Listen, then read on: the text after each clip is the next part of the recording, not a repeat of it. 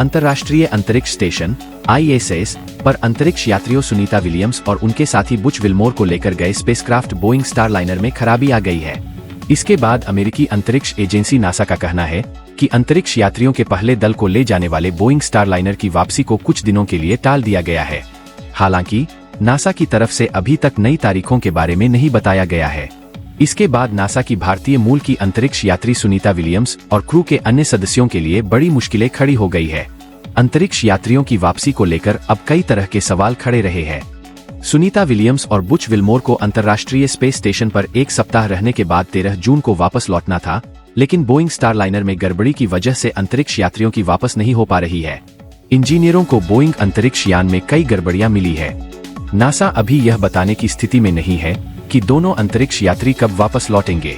Testing और तकनीकी कारणों की वजह से देरी हुई है। नासा ने पहले अंतरिक्ष यान की वापसी को लेकर 26 जून की तारीख तय की थी, लेकिन उनकी वापसी नहीं हो पाई। राहत की बात यह है कि दोनों अंतरिक्ष यात्री स्वस्थ है। एक मीडिया रिपोर्ट के मुताबिक एलन मस्क के स्वामित्व वाली स्पेसएक्स ISS में फंसी सुनीता विलियम्स और बुच विल्मोर को बचाने के लिए कदम उठा सकती है। स्पेसएक्स को क्रू ड्रैगन अंतरिक्ष यान से उन्हें वापस लाने काम दिया जा सकता है। स्पेसएक्स के क्रू ड्रैगन ने मार्च के महीने में 4 अंतरिक्ष यात्रियों को ISS तक पहुंचाया था। इसमें 2 से लेकर 4 यात्री बैठ सकते हैं। इसके साथ ही आपातकालीन स्थिति में इसमें अतिरिक्त यात्री भी आ सकते हैं। आइए जानते हैं कब हुआ था मिशन लॉन्च।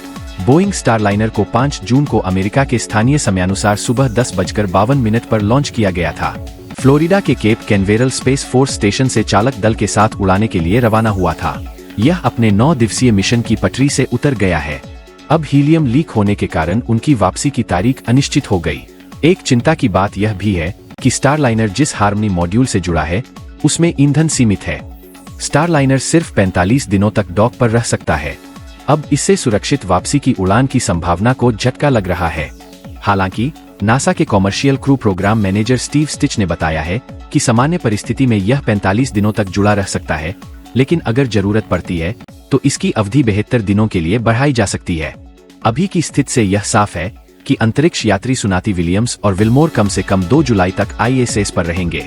अधिकारी स्टारलाइनर को प्रभावित करने वाले हीलियम रिसाव की जांच में लगे हैं, जो स्टेशन पर रुका हुआ है।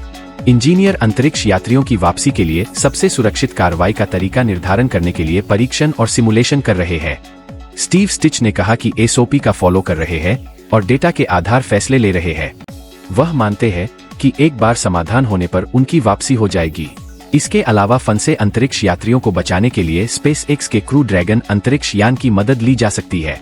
सुनीता के नाम दर्ज है ये रिकॉर्ड। भारतीय मूल की अंतरिक्ष यात्री सुनीता विलियम्स ने अपनी एक सहकर्मी के साथ 5 जून को तीसरी बार अंतरिक्ष के लिए उड़ान भरी थी। सुनीता विलियम्स अंतरिक्ष में रिकॉर्ड 322 दिन बिता चुकी है। वह पहली बार 9 दिसंबर 2006 को अंतरिक्ष में पहुंची थीं और 22 जून 2007 तक वहां रहीं। इसके बाद वह 14 जुलाई 2012 को दूसरी बार अंतरिक्ष यात्रा पर गईं और 18 नवंबर 2012 तक अंतरिक्ष में रहीं। साल 2012 में अंतर्राष्ट्रीय अंतरिक्ष स्टेशन की यात्रा के दौरान सुनीता विलियम्स अंतरिक्ष में ट्रायथलॉन पूरा किया था। वह ऐसा करने वाली पहली व्यक्ति बनी थीं। विलियम्स मई 1987 में अमेरिकी नौसैन्य अकादमी से प्रशिक्षण पूरा किया, जिसके बाद वह अमेरिकी नौसेना से जुड़ी थीं। विलियम्स को 1998 में नासा ने अंतरिक्ष यात्री के तौर पर चुना था।